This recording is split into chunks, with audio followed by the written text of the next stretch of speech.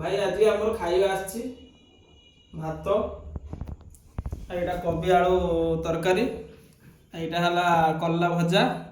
एटा अच्छे बाई आमर भेंडी मसला देकी हेची पोटल भी पड़ची आ एटा सलाड ये हूँ भात है आज खाଇବା या पठाई घर आसी ऑफिस रे खाऊचे आमती टेस्ट है मुझे कहूँ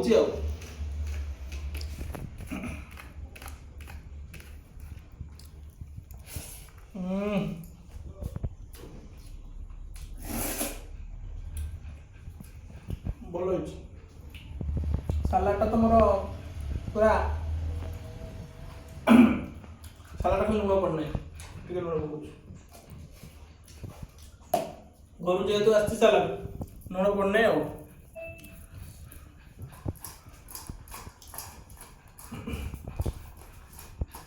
आप तो सब खाई सारे क्या 2:30 बाजिलानी मुझे स्टार्ट खाऊ